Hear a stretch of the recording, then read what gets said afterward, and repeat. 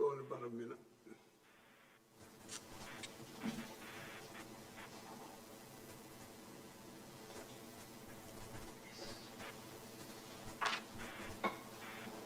So you're going to declare the same conflict on the finances as you did this afternoon? Yeah, it's.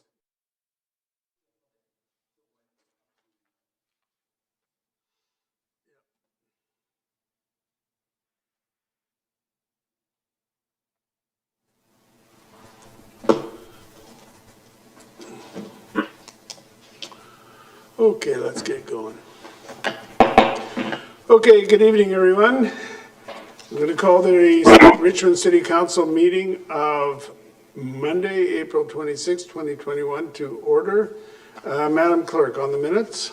Thank you, Your Worship. If there can be a motion to adopt the minutes of the regular council meeting held on April 12th, 2021, and adopt the minutes of the regular council meeting for public hearings held on April 19th. So moved. Moved and seconded. Discussion, all those in favor, any opposed, that's carried. Any agenda additions or deletions? None, Your Worship. And may I have a motion to resolve in the committee of the whole to hear delegations on items that are on the agenda? So moved. Moved and seconded, all those in favor, opposed, carried. So we have a couple of delegations this evening. The first one is Nick Osborne. Now, all the delegations are on the Stevenson food truck, as I understand, number 11. So the first one we'll call forward is Nick Osborne. Are you there, Nick?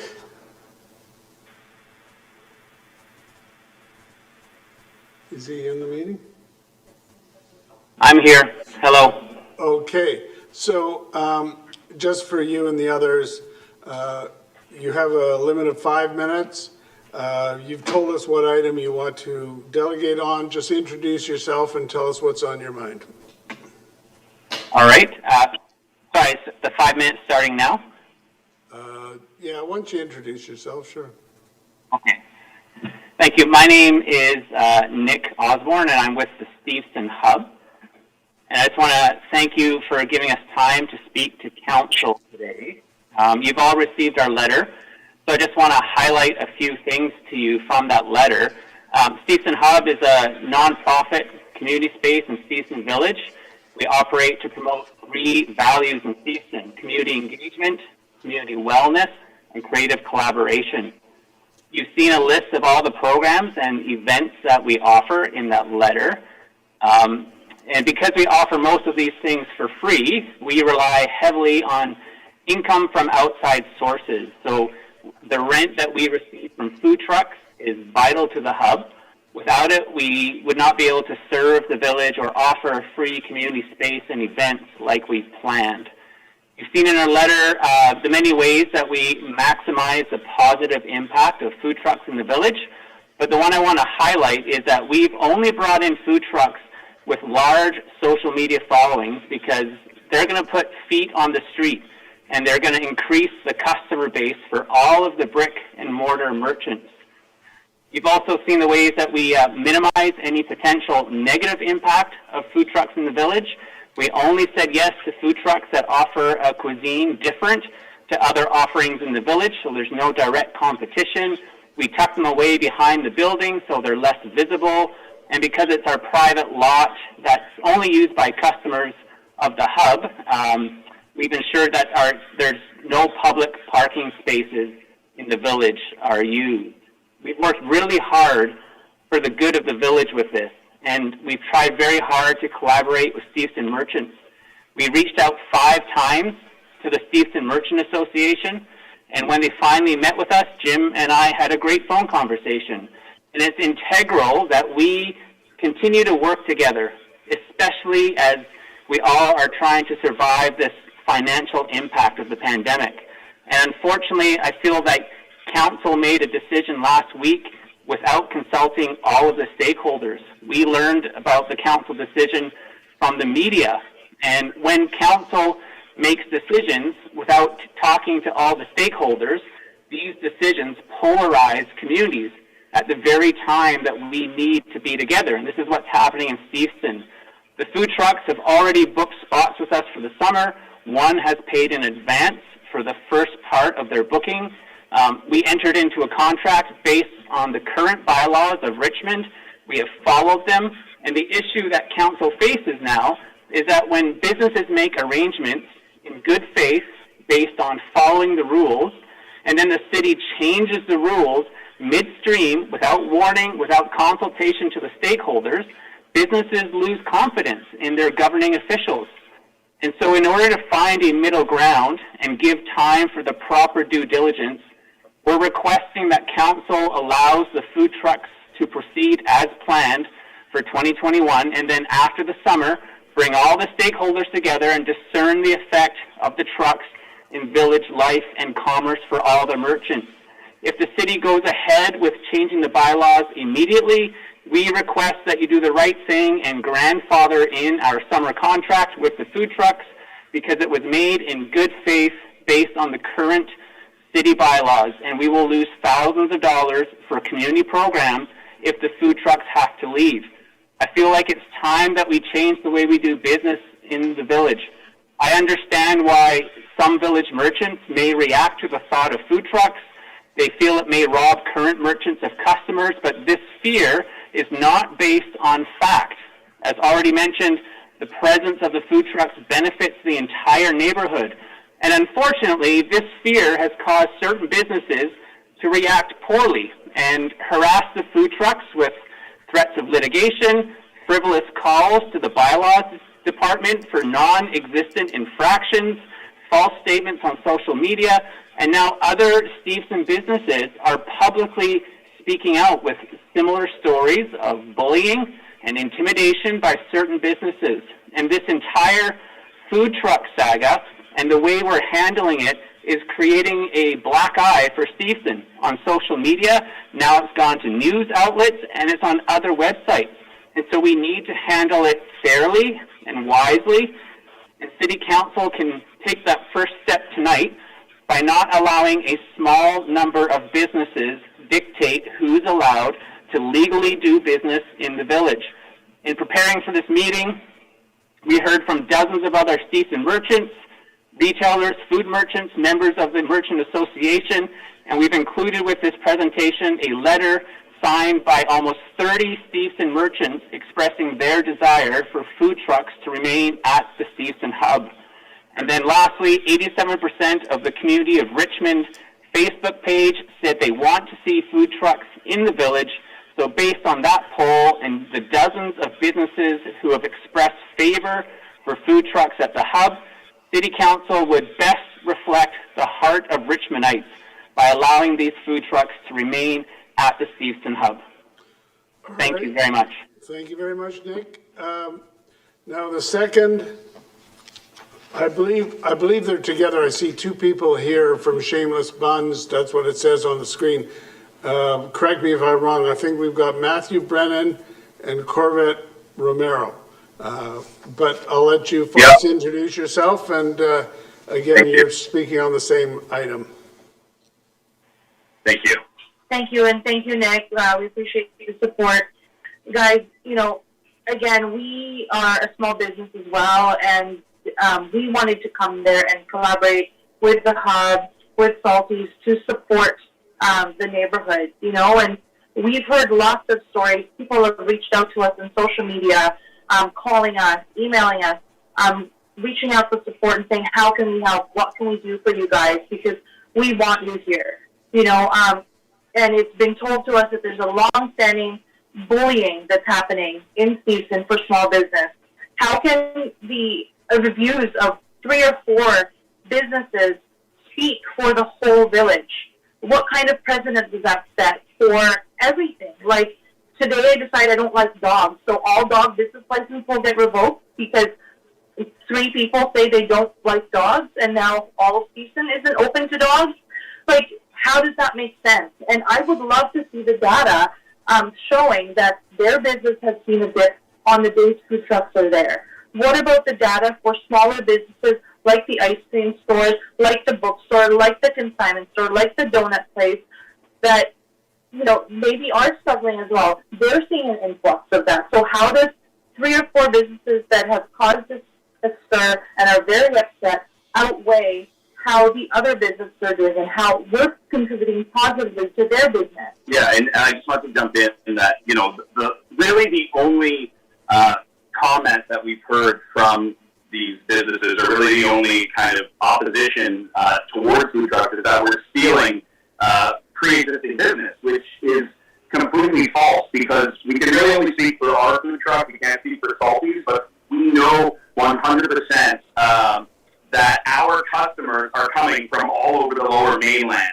These customers would not have been in Stevenson if it wasn't for Shameless Buns.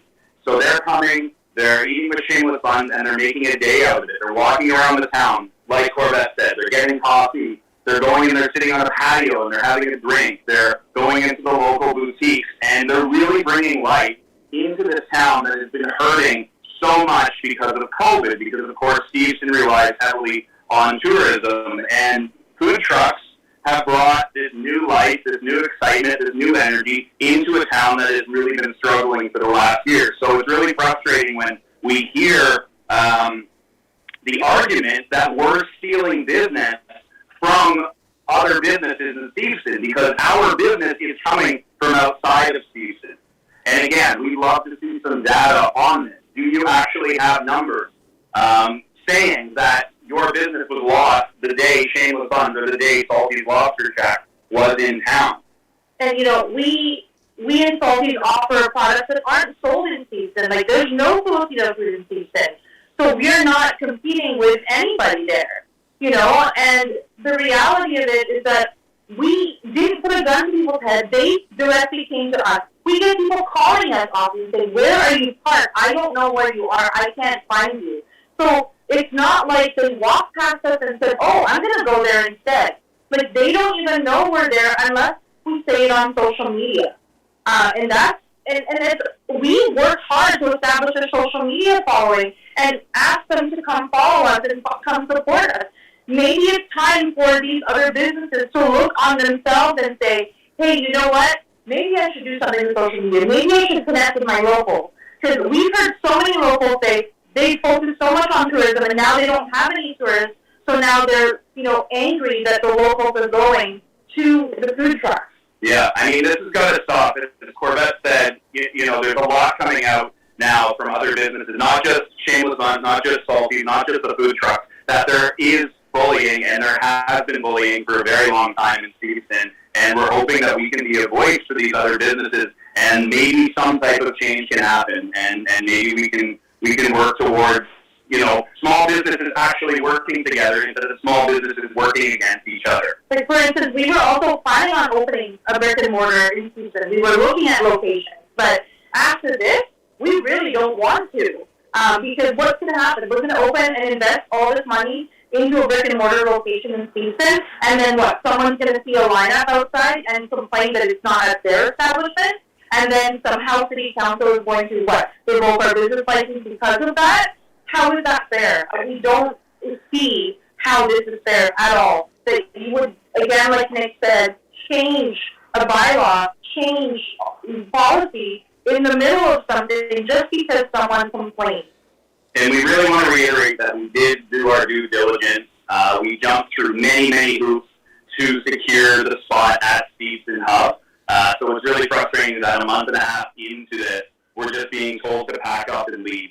And one more point that we wanted to talk about was, again, the fact that we are contributing to the Stevenson. We love the Stevenson Hub. We love Nick and Darren. They're great guys. They're doing great things for the community. And we are paying rent to be in Stevenson, and that rent is going directly back into Stevenson. So I don't know what else we can really say about that, but it's pretty ironic that this is happening. Okay. So thank you very much. Appreciate your time. We've got a question from Councillor McPhail. Sure. Hello. Thanks Hi. for being here tonight and sharing your experience with us. Now, I have not eaten from your truck or the other truck, but I have driven by many times, and I have to tell you the truth, I don't know if it was you or Salty's. And I did see it on social media. It was a couple of weeks ago. It was a beautiful day, and there was about, 20 or 30 people waiting in line. And on social media, somehow it came up in my feed that there was a 45-minute lineup to order and a 45-minute wait to pick up food. So I guess my question is, how do you manage, if I know the area, there's a sidewalk and there's other parking spots, but how do you manage the crowd then in the COVID-19 reality that we're in right now? So we actually, like we said, we had set the schematic to bylaw about where we were going to park and how much space was available for people there. So, it's not on city property as well, so anyone walking towards the village is not going to run into a lineup of people waiting. As well, that one day on Bayview, and that particular Saturday, I know which one you're talking about, that was our first time that both Salties and us were there. And it was a hit. People loved it, and it was this huge event. So everyone came and drove. You're right. But ever since then, ever since that day, there has been lineup, but nothing like a 45-minute lineup. Our lineup at best, you're waiting for 10, 15 minutes for food. We're super quick because we want to get people out. We are trying to keep it safe, and I know Salty is doing the same as well. And not only that, but we have cones up, and we are constantly directing traffic to curve around into the private lot so they're not on city property. The other thing we do if we get busy is we encourage people to go and check out the town. We love Stevenson. We loved Stevenson long before we had Shameless Funds. And we say, go check, it's going to be a half an hour. Go grab a coffee, go check out the town, and then come on back when you're ready. We've really been diligent with our COVID protocols. As a food truck, we've been diligent in general, Stevenson aside. And it's worked out really great for us. All of our food comes in closed to-go containers. All of our sauces, our napkins, our forks are handed by our staff. Staff is wearing masks and gloves. We have hand washing station in the truck. So, definitely one of the best ways to enjoy food is through a food truck. All right, thank you. Thanks. Is there anything more? Councillor Day. Councillor Day. Thank you very much for all of you guys for coming forward and speaking to us. You've given us a side of the story that no one else has given, and I really, really appreciate it. You did bring up that there wasn't consultation, but we did a survey on called Let's Talk Richmond, and we had 546 responses, and 246 of those residents lived in Stevenson. And have you seen that survey result? No, yeah, we have not seen the result. We've seen the survey. Okay. Then again, what we're saying is that there wasn't consultation about what is happening because we were told our license could potentially be revoked literally on the news. Okay, I'd like to just share some of the information in that survey, okay? I think it's important that we're all on the same page. Keep in mind that council makes decisions based on the information in front of us. This is in front of us tonight, okay? And it was in front of us at the GP meeting last week. So 82% of people indicated that the trucks operating in Stevenson should be subject to regulation. So be on the same page. 83% of respondents said they would visit a food truck if it was located just outside the Stevenson Village core. So when we read those results, we thought, well, why can't we make everybody happy? I shouldn't say we. I felt that why don't we try to satisfy everyone's needs? For instance, if we Councillor, what is the question? A question. So what we came up with was the potential of staff assisting you to relocate just outside the core of Stevenson. And some of the suggestions were Britannia Shipyard, the Stevenson Community Center, Gary Point. How do you feel about that? So we unfortunately don't love the idea because of the fact that we've entered into contact with the hub and that we are supporting them. And the fact that we're in Stevenson means that our foot traffic then goes into the village. But if you take us to Britannia or you take us to Gary Point, our people may not walk through the village or, go drive to where we are and then leave. They're not going to go get an issue. They're not going to go get mini donuts. They're not going to go shop in the boutique because they're in their car now. They're not going to walk around in that vicinity. And the other thing is the survey is skewed because it did not give an option to say, should they stay where they are? It said, would you support them if they were moved? So of course they're going to say, we'll support them if they move because that was the only option. It was, would you support them if they move or should we get rid of them in Stevenson. So, of course they're going to say that, and that's why your survey says that. But if you're given the option to say, should they stay as a hub, I would venture to say that that would be your end result, if people want us to stay there. Well, 55% said that food trucks should not be allowed within a certain specific distance from existing brick and mortar outfits. So that was 55%. So obviously, if we approve this, What is your question? will you work with staff if this goes through to try to find locations such as parking lot or Stevenson Community Center, a stone's throw from the village? We will, yeah, we will. Thank you. That's all I have. What we're asking for is that because of the fact that this is already in play, that we would love some notice versus like just going ahead and moving us after this motion is passed. All right, thank you very much. I'm going to ask for a motion to rise and report. So moved. Moved and seconded. All those in favor? Any opposed? That's carried. So that brings us to the consent agenda.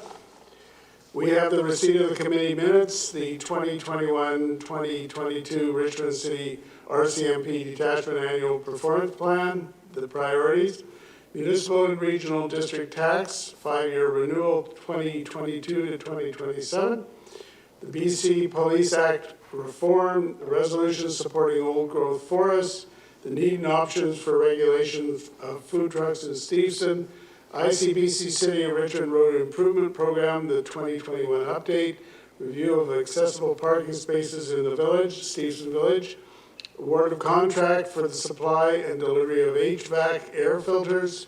You've got works and services cost recovery bylaw update 2021 and interest rate options. The land use applications for first reading to be further considered at a public hearing on May 17th, 2021. First of all, you've got 11240 Williams Road rezoning from RS1E to RC2, and the Agricultural Land Commission decision on number 5 road backlands policy. And finally, you have the 2020 annual report and the 2021 work program for the Richmond Advisory Committee on the Environment, the Heritage Commission, as well as the Food Security and Agricultural Advisory Committee. May I have a motion to adopt those matters by general consent? Moved and seconded. I'd like that one removed, if I may. When we get to you, you can ask it to be removed. Sure. Thank you. Councilor McNulty. Thank you, Worship. I'll be supporting everything on the agenda. It's quite a loaded agenda tonight, so I'll try to be brief in my comments, but I do want to cover a number of them. The first one I want to commend is the RCMP detachment on the annual performance for community priorities, where they've gone and listed what they want to work on in the next year in terms of reducing property crime and looking at property crime, but more importantly, I wanted to point out organized crime.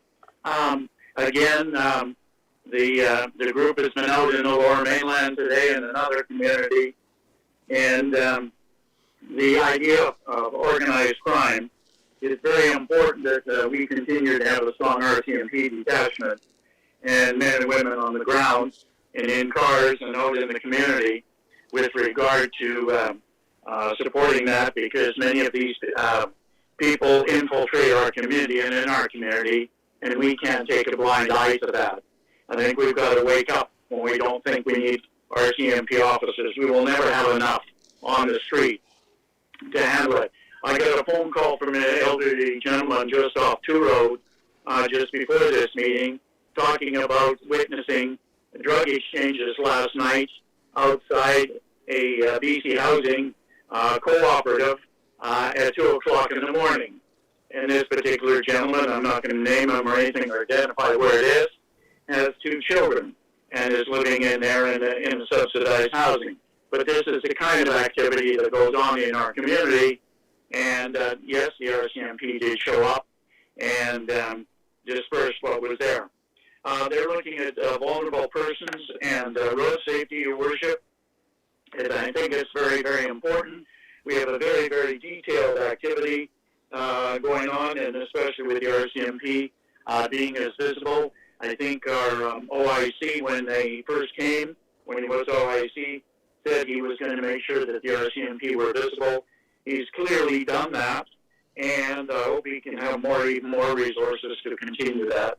So congratulations, and thank you to our RCMP, and in particular, the efforts, again, in another district, they're talking about the liaisons in school. I started that program in Vancouver, and they're talking about the status of it tonight, which is, I was hoping they're going to talk about increasing it as opposed to what they're going to possibly talk about. We have it in Richmond. It's extremely important for the education of our youth and our contact with our youth, as we have the DARE program, where every grade 4 and 5 student takes part in DARE and making choices. So I'm definitely supporting the RCMP on that. And moving on to the RCMP program with regard to what is happening in Ottawa in terms of the Reform Act. At Committee, Your Worship, we talked about the RCMP and what is happening and being dictated to it, but more importantly, about the auxiliary police program. I think we've asked again a letter be written to the federal government to continue the program, because we had one second to none, and they went along with the RCMP, and it was extremely important that we increase that group and let it become as active as it once was. We had the largest numbers, extremely trained individuals, and they were able to support and take part along with the RCMP. So I think if that letter hasn't gone, we make sure that at least at the next committee meeting, I'll be asking when it was sent and to support the auxiliary program. I know Ottawa's, everything's dictated from Ottawa, but I think we've got to change it. The other thing, too, Your Worship, as we see with the pandemic, with the RCMP again, is a number of mental health calls for service. In the past 3 years, in all RCMP police jurisdictions, they've had 58,780 health-related calls for service. In Richmond in 2019, we had 1,429 with our Fox 80 car. And they, it is an issue, and again, it emphasizes the number of people that we need on the ground. I'm happy to support the old growth forest regulations and the letters off there. I do want to thank the Advisory Committee on Environment, Heritage, and Food Security for all their work on their work plan. Keep up the good work. It's noticed, and without them, we couldn't continue our work.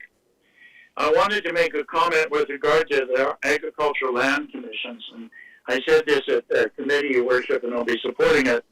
The action on that one, we've covered for them.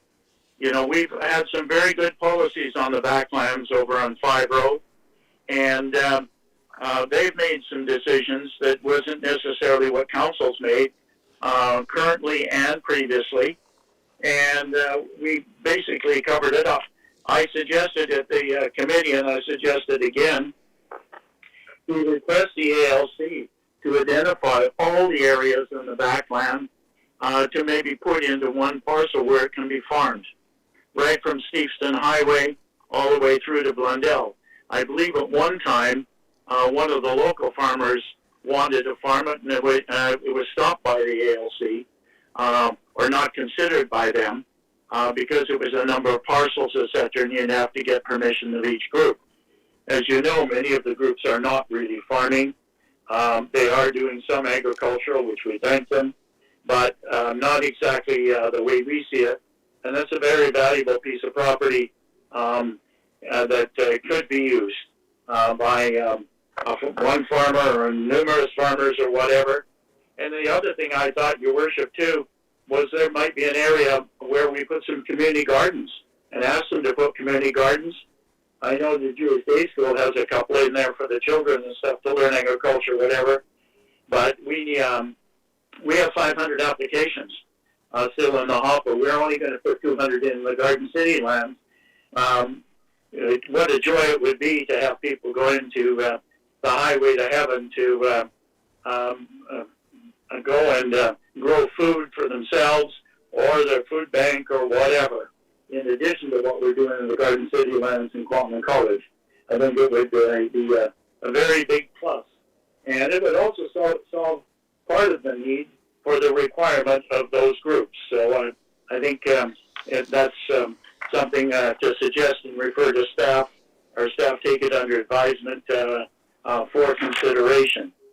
And the only other thing I wanted to talk about was the road improvements for the ICBC with regard to the video cameras that are going into those intersections and the interaction of the various things and the cooperation we have with ICBC and that.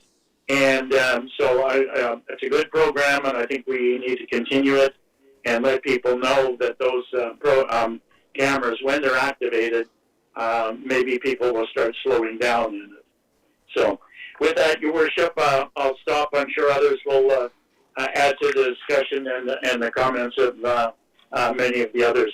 Because the others I want to talk about is off the consent agenda. Thank you. All right. Councillor Wolf. Thank you, Your Worship. First, I'll just mention the item that I would like to be removed from the consent agenda was a planning committee recommendation, and it's item number 16, the Williams Road land use application. So I'll speak to that after the consent agenda, if that can be removed. And then with this time, I'll speak to the other items on the consent agenda, which I am in support of the remainder. And I'll just briefly touch on a few there. So I also, I guess, briefly touch on what Councillor McNulty was referring to in many of his comments on the Richmond RCMP Detachment Annual Performance Plan, number 7.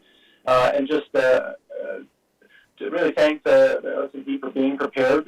We've seen monthly reports, the types of cases and issues that have been on the rise over the last couple of years, and it seems that the level of training that we have in our detachment is able to be capable and address some of the very serious matters when there's vulnerable people after situations have occurred, that we're approaching them with the proper training. And I've asked a number of times in different situations, and it seems to do that we're trying to head well in Richmond for the growing city and the demands it has on the food system. So I think there's a lot of great community priorities that will continue here. Next item is item number 10, the old growth forests. I'll just, again, thank Harold Steves for the history lesson that he provided at the General Purposes Committee related to Pollock Park and all that, and the people behind it. And then to mention in the supplement document that came with with this report or this recommendation, on page 125, it does have a list of different type of old growth forests, and I really like the different spread, and one of them really relates to Richmond. So there is an image there on page 125 of it's the northern white spruce bog. It's picture number 5. Looks very similar to what would be in the middle of the D&D lands or the Richmond Nature Park or the lesser Lulu Island bog in East Richmond. So we have remnants of that.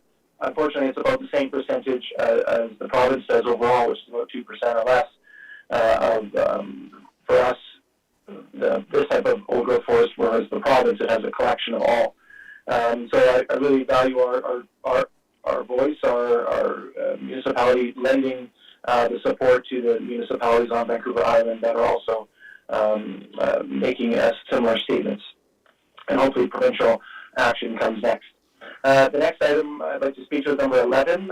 We had some delegates about the food trucks, and I do again support the food trucks. I've been to these not in the Stevenson location, but the next time I'm doing business in Stevenson, I was intending to visit them, so I think the approach that we're going at, we just got a memo on this from a couple days ago as well. there is definitely some communication, information, varied methods of consultation that have been going on, and I would hope that what we're approving tonight is not like a cold stop. There is work to be had and continued between the city and these businesses. I'm not going to ask quite the detailed questions about it today, but I have in the past voiced my concern about providing services for mobile food trucks or carts or other mobile food services like fruit and veggie in busy corners. And so that I hope that they're provided with electricity if they get to be in a new location, that it's one that the city already has some services so they can easily plug into the grid, as opposed to put demand on other buildings that might not be capable of the electricity or gas demands of them. And I know they're mobile, so you should bring their own, but again, better to have on-site electrical hubs than have them use generators that are noisy and pollute the environment where they operate.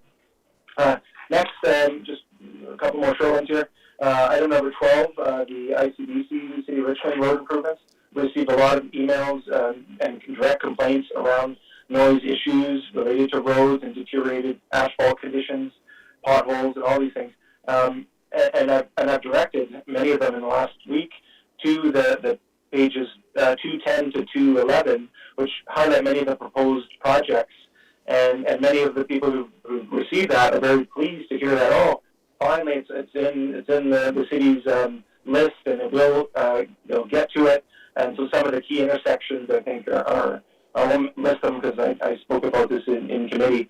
But I think we have a lot of great road improvements to come, and really value that ICBC can contribute a larger amount this year than what was funded last year. So all around very positive that our staff have been able to work and advocate for so many projects. Next, item number 14, that's about the air filters. During the time of COVID, we definitely value the HVAC systems a lot more. I'll just briefly mention that in the report it does go more than having a contract to supply and deliver, but also installation. And I did talk, our staff commented in committee, and one of the phrases they shared was that we're trying to build capacity in-house. So some of these installation jobs, if one of our staff have to be there anyway, bring the fleet truck, unlock the cabinet to access, then maybe some of our staff can be trained to do that in the future. So, and I was assured that after this 3-year term, instead of just going straight to renewal, we might be able to build in some of that in-house capacity, which would be well appreciated. And I know there was a comment in the report that staff already at capacity and don't have the ability to just go and do this now, but we have 3 years to hopefully get some of the capacity shifted, and we'll see where things are at. COVID and all that by that point. Almost wrapped up here. I'm going to speak to number 16 later. Number 17, the backlands. It was just one key thing I learned at the planning committee that I attended. On page on page 268, it mentions that there was expansion plans that were asked of all the properties or the backland property owners. And on page 275, it has a little table on what their future plans are. But what I got clarified at that meeting, which I think is important for anyone out there looking at this report tonight, that attachment number 3 on page 275, that column about their future plans is only about their front lands. So even though this is a backland property owner, those future plans are about the front lands where the village buildings are for the most part now. And again, the support for giving them better practice guides, giving them ways to comply with the ALC and the city's direction. I think we're in the right path and right direction. I think this report is the way to go today. And then finally, I'll just clump together 18, 19, and 20, the advisory committees. There was direction, and if any of the advisory committees or members are on this meeting today, then they could follow up when we get back to your next meeting about ways that funds could be redirected, so as there's no catering for meetings and other costs there. Perhaps there could be costs to help some of these members visit some sites. So like environmental sensitive areas for ACE, like heritage buildings for Heritage Commission, and like farms for the Food Security and Agricultural Advisory Committee. So to see if we can maybe offset bus or some other costs to get them to see some sites instead of just seeing the reports at the meeting. So those are my comments. Thank you very much. I'll support all those. Councillor Al. Yeah, Your Worship, I speak to a few items and also asking some questions. The first item I want to speak on is the number 9, BC Police Act reform. I support everything being recommended by staff in their report and the recommendations they're going to make to the provincial government. My question is, when I read the report, I'm quite surprised that many of those things should have happened or should have been reformed long time ago.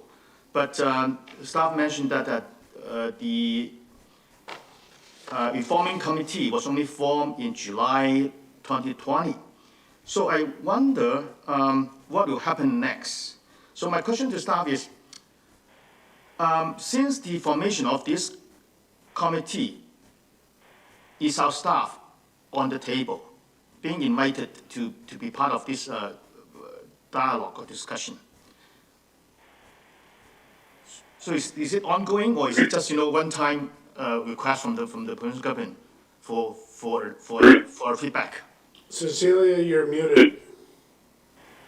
Through your worship to Councillor Al, right now what is being asked from the committee is to take in a larger stakeholder consultation. The UBCM has brought forward their feedback, and there is a forum through which the RCMP are bringing forward their feedback as well. Once all of the stakeholder feedback has been taken into account, the committee will go back and make recommendations about what specific aspects of the BC Police Act could be reformed and changed. So I would suggest that we should be more proactive. I don't want this to be just a one-time thing. We just give the feedback and then, we are being left out. So I would suggest that staff keep working with the provincial government and maybe even asking for opportunities to work ongoing with the reform committee so that some of these recommendations could be materialized. So that's my one suggestion on this topic. And the other topic I want to talk about is the item 12, the Icbc road improvement program. I'm very happy that Icbc has been supportive of the initiatives taken by the city to improve traffic safety. And in particular, I'm very delighted to see the results. So on CNCL page 206 at the bottom, it talks about some figures. But I raised that in the committee. Those figures were in 2015. Do we have more recent figures? Because I want to inform the public the effectiveness of this kind of improvement programs. Through your worship, Councillor Al, no, we do not have any more recent figures, and we have requested that ICBC develop more new figures so that we can use that in future reports. Good, yes. So I hope that we can keep asking them for more recent information, and when the time is right, I think we should have some kind of press release for the public to know. And I'm also very happy that there's a continuation of work here. We have identified 20 intersections which were very dangerous, and I've seen that the work is carrying on from the previous year to this year, and then it's going forward into the next year. Because I think those 20 dangerous intersections should be improved, and that would help with our public transportation safety. And the other one is item number 13. This is about accessible parking space in Stevenson Village. On CNCL page 214, I'm very happy with the recommendation to staff, from staff. We would have a off-street accessible parking in the in First Avenue. And I was so happy with the on-street van accessible parking. That stuff is working on. I want to ask a question. Now, these are regular parking for this kind of vehicles. How about during particular events? So do we have any special arrangements for accessible parking so that more people can really come to enjoy those events? So do you have any particular or temporary arrangements for accessible parking in Stevenson during some of the special events? Through your worship to Councillor Al, to date, we generally do not. When we do, we would consider that if the Richmond Centre for Disability requested it, but to date, they have not asked us to do so. So again, I would suggest that staff take note of that. So when we have special events in the area, we should work with Richmond Disability Agency and see if we need to have special arrangements for some of the members so that they can also enjoy the events. The last item I want to speak on is number 7, the RCMP annual performance plan. I have two questions, and I don't know if we have to refer this back to staff. Now, on CNCL 70, 4 goals were being identified. So property crime, organized crime, road safety, and vulnerable persons. I agree with those targets. I mean, those streams. However, what's missing is measure of success. I noticed that in the past, in 2018, 2019, when the plan was made and those items being identified, there were outcome measures. For example, in 2018, there was a goal for reduction of 2% of residential break-ins. In 2019, it was 5% reduction in residential break-ins. In all those items, there was an indication for success or measure of performance. And I noticed that in this year, it's missing. So there's no measure of performance. There's a goal, but there's no measure. So I wanted to know why is it not there this year?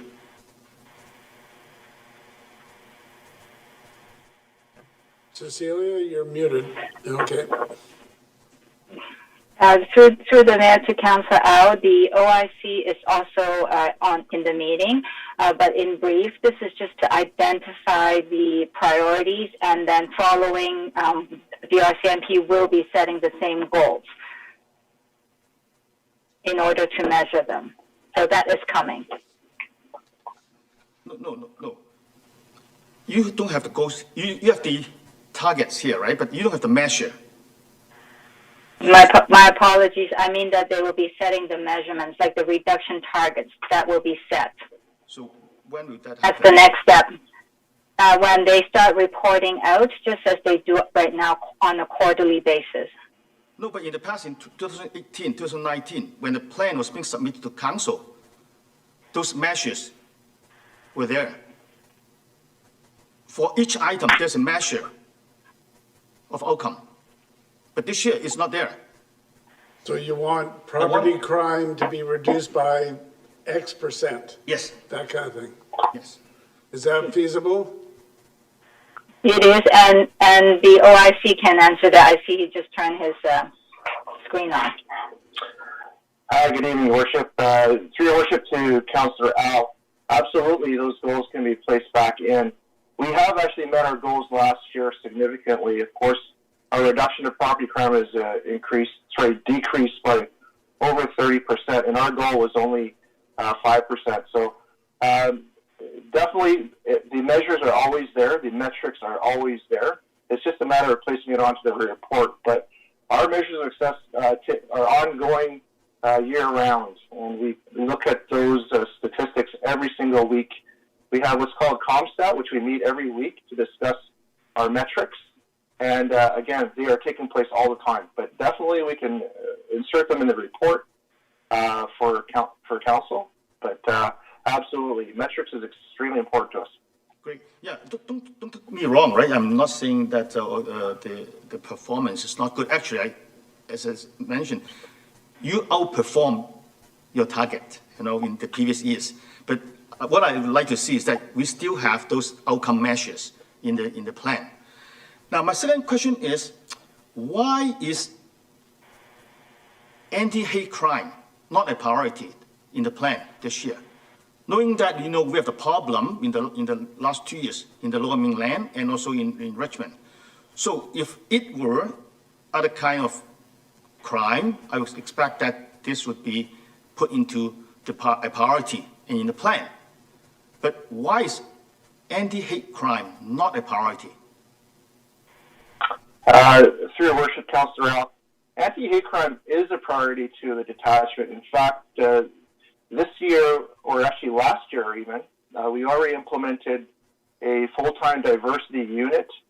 We've implemented new training against hate to train all our officers in the entire detachment on how to investigate hate crimes. So it is considered a significant priority to us. With respect to the actual strategic priorities, it can be one of the council's priorities. However, we do have 4 other priorities that we focus on as well. That's a daily focus and effort on our officers. So these are priorities that we feel that we can actually go out proactively and actually make and get the metrics that we're looking for. Whereas hate crimes is more of a reactive, although we do have a proactive element to hate crimes, which is education, prevention, and awareness. But the actual measurables may not be as easy as, for instance, the reduction of property crime, mental health calls for service, of course, organized crime initiatives, and also road safety. So those are easy to measure versus anti-hate, which is a little bit more challenging to measure. Although we do keep track of our incidents of hate, and we do take them very seriously, and we do investigate them extensively. So that's a decision that can be a priority, but it's a little bit more challenging to measure. Your Worship, I don't know if I need to have a motion for amendment. I would like to see anti-hate being part of the annual plan as a priority, one of the priorities. Well, what occurs to me, there's any number of ways to do it, but it occurs to me that if you're satisfied with the priorities as they're stated, you're saying it's incomplete. So they've named 4, you think there should be 5. What we could do is accept what we've got on the table, but then give direction to staff, first of all, direction to staff to report to the next Community Safety Committee meeting, first of all, on the measures of success, for the potential measures of success on the priorities, and secondly, to report on the efforts for anti-hate, report on the efforts and the programs that have been instituted, and whether that should be an additional priority. We could do that and give direction in that sense. The alternative would be to simply take it off the consent agenda, refer it back to staff for those same kind of things, and then ask that it come back through committee to council. That's up to you as to which one. I would ask it to be removed from the consent agenda. Okay, so that would give us you'll end up, if you want to refer it back, then it'll end up as one report with or without that extra thing in the measures. Okay. So, Councillor McPhail. Thank you, Your Worship. I will be supporting the items on the consent agenda and just want to speak to a couple. Number 9, the BC Police Act reform. This report before us responds to the Special Committee on Reforming the Police Act request for feedback from the public. And the report offers suggestions for improvement in the areas of organized crime, encountering money laundering, integrated teams, emergencies, mental health issues, and auxiliary programs. Question through you, Your Worship, to staff. Were these subjects on the website where we gave feedback already, or were they ones that we came up with? Through Your Worship to Councillor McGill, these are items that we felt were the most necessary for areas of reform. And there have been a number of different submissions from various levels of government and stakeholders. But these particular issues we felt would have the most immediate impact and the most lasting impact. All right, thank you. Now, there are a couple of days left if members of the public want to make comments. And so where would they do that? What is the link to that? Can you share that? Through Your Worship to Councillor McPhail, the Police Act committee it's available on the subcommittee website. It could be found through a simple Google search, but I can get the exact details of that and report back. There's not much time left, but maybe members of the public would be interested in submitting their own. And so over the years, the city has collected a wealth of information on these topics, and as discussed at committee, I hope that our submission includes data and anecdotal evidence of our lived experiences, especially around mental health issues and the RCMP auxiliary program. The review of accessible parking spaces in Stevenson Village. Last June, staff was directed to review accessible street and city-owned parking spaces in Stevenson Village and provide recommendations for improvement. I was so happy to hear that the Richmond Center for Disability worked with staff and discussed and reviewed the feedback and the inventory of parking spaces. And this report makes the case for accessible parking spaces in Stevenson Village Core to be increased with 1 van accessible parking space in the city public parking lot on First Avenue, plus 2 on-street van accessible parking spaces. And I know that as we see our aging population, there's more and more people who are driving with the disability. You don't have to be elderly to have that. But in my case, for example, my mom, who's 88, doesn't drive, but when I drive her or someone else drives her, they can park because she has difficulty walking. And so these are really valuable, and I think it was a good thing that we increased them. And I do agree with a former comment about more spaces for special events. I think those are really needed. And lastly, I want to talk about the food trucks on private property. You know, I like food trucks. And I do believe there are benefits that do provide more choice to consumers and that they could bring in more visitors to the area. And then there are challenges, and there are a lot more people coming in and parking. And for me, I think one of the things, especially during COVID-19, is the social distancing. And I've seen, and we have experienced that last summer, some of the issues, especially in the village, about how it was so difficult to keep social distancing and how concerned people were. You know, I'm not so concerned about the competition. I think there's always going to be competition, whether you're a high-end restaurant, a fish and chips, a coffee shop, or a food truck. And I think competition is good. But I do believe there needs to be regulations. And I think what we have before us is a good way to go. At committee, I did ask if the 2 food truck owners had been contacted and was told no. So I'm disappointed again to hear that they had to find out through the media. And I think that's not the way we operate. So I think we have to look at that and look to do it differently in the future, because I think this is going to be something that we're going to be talking about more. Stevenson is a very desirable place, whether it's in the village or outside, right outside the village. And we did get a report that one of the trucks has agreed to go to Britannia Heritage Shipyards, which really is a nice stroll from the village, and I can see that being very popular. And I hope that the other truck will take and work with the city on finding a location that works for them and works for us. So thank you, Your Worship. All right, thank you. Now, Councillor Steve, did you mean to take your hand down? Because I had you next.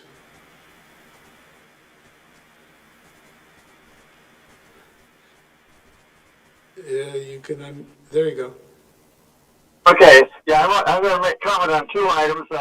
First on the ALC. I am really pleased that the ALC came down with what we agreed to when the highway tab was established. I was involved in the planning of it. In fact, it was partly my idea.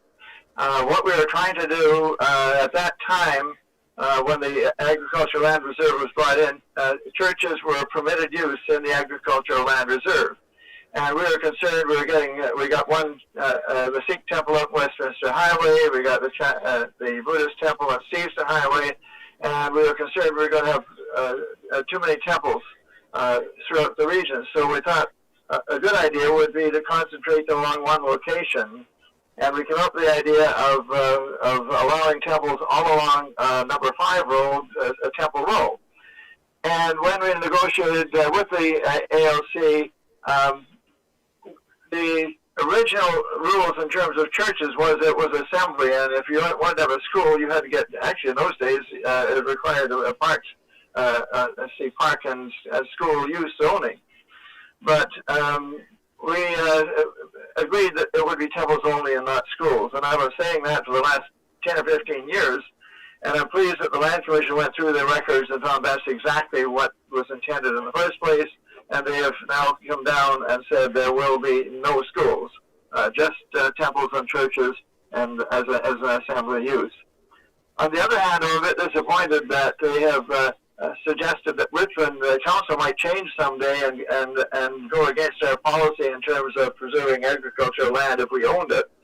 And I just wanted to point out that the record of the ALC has not been too good, and I'm concerned that the ALC might change someday and not protect farmland. As Councillor Day said at the last meeting, the ALC, without consulting Richmond, approved the Ling Yen Mountain Temple right in the middle of the ALR instead of up on the front of number 5 road. He said no, it has to go in the first third from number 5 road, not in the middle of the field. And when the BC government took away the city's rights to regulate the Soil Conservation Act, we had another temple put in extremely poor fill, and they found they couldn't grow anything on it. But the Land Commission didn't do anything about it. They never checked the fill to make sure it was good fill, and we ended up stuck with a huge acreage of land which was impermeable for growing regular plants, and we ended up telling the temple they better grow apple trees, and that's why we have so many apple orchards, because the soil was so poor, you have to dig a hole, put good soil in, and so the roots get down to the good soil below. So that's the record of the Land Commission over the years on the highway to heaven, and I know the present Land Commission is very good, and I just hope that the Commission doesn't change back to where they were before. That said, what Richmond was actually doing was setting up his own land bank, and I thought that was a good idea. We would have had allotment gardens, we would have had incubator farms, and we could lease out larger portions to farmers. And I was hoping we would be able to lease, if the city owned a good chunk of the land at the south end of the highway to heaven, we'd be able to lease the remaining farmland from the temples to get it into really good agriculture. That's not the case. But I think we should pass this, and I think that sometime in the future we should ask the BC government to do what we were going to do. When we brought in the Agricultural Land Reserve in 1973, we had a land bank established. That's exactly what Richmond was doing here. And the province was buying land and then either selling it or releasing it to bona fide farmers with a guarantee the land would stay in agriculture. And in the first 4 years, that the ALR was in operation, the BC government actually acquired and either leased or resold 10,000 acres to young farmers to go farming. And that's what we were going to do. We weren't getting that much acreage, but that's what we would have done. We would have made sure it was farmed. So it may be that we can get the BC government to take a look at that. The other aspect I want to talk about is my own resolution on the on cutting trees, and I mentioned at the committee my own background in this is actually quite substantial. Originally, Max Pollock, who founded actually Pollock Park, except it was his own small farm, was the chief forester in British Columbia in 1929, and he recommended an end to clear-cut logging and an end to destroying the old-growth forest. The forest companies didn't like that very much, and he got removed as chief forester, and they hired a new forester that went along with clear-cut logging, which exists to this day. And that's the main way we log our forests, as it mentions in the report.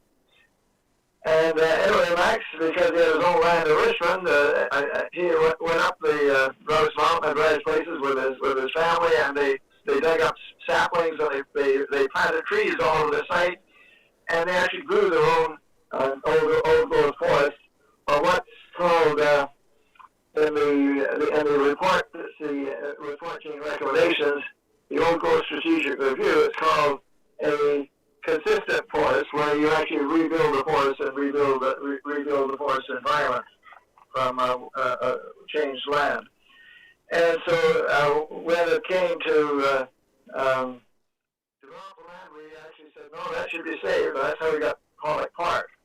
But that's not the end of the story. Will Pollock, around 1965, came to me. I was chair of science in science.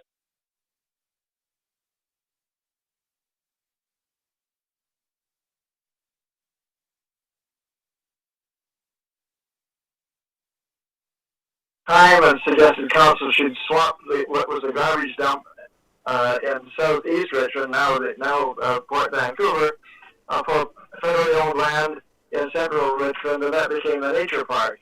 And we also went on to recommend the eastern bark forest. So we've saved our forests, and we've got that legacy in Richmond. We keep saving individual trees, but one individual tree doesn't make up for a forest that the province is cutting down. After that, I was MLA and became secretary. We didn't have a Ministry of Environment, but I was Secretary of Forestry and Fisheries.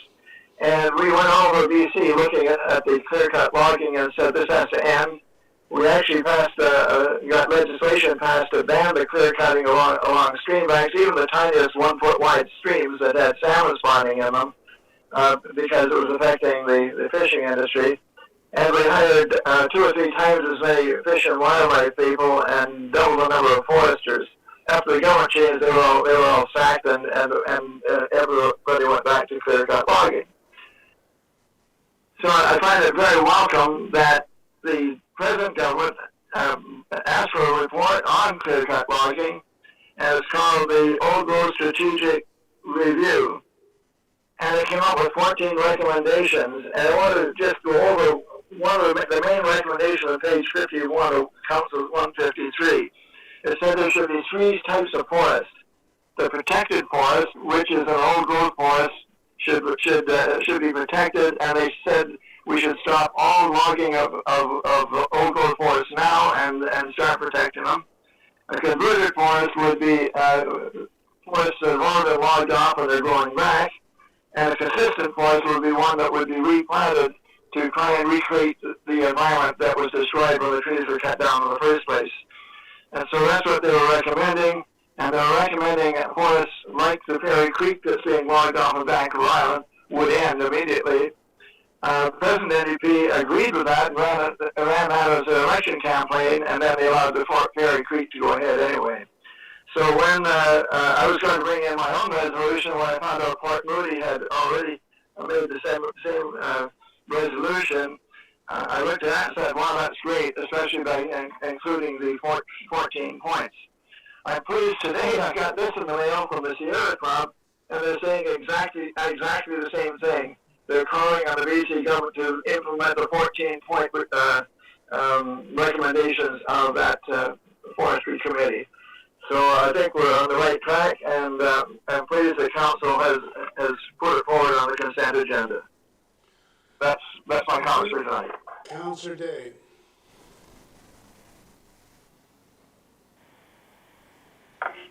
Thank you very much, Mayor Brody. Great agenda, actually. There's a great variety of things on here tonight. I just wanted to point out to the public that number 8, which is the municipal and regional district tax, is not a residential tax. That is a hotel tax, and the money goes to support tourism. So just in case people are confused about that, I wanted to point that out. Item number 9 on the issue, on the agenda, is the BC Act reform. I'm really proud of how progressive our Richmond RCMP detachment is. The Fox 80 car, as I mentioned a couple times tonight, is a really smart allocation of police officers and funds because it deals with the most vulnerable people in our community, which are those who are mentally ill, and gives them the help that they need instead of putting them in jail. And that's smart policing. So I'm very proud of how the RCMP manages everything.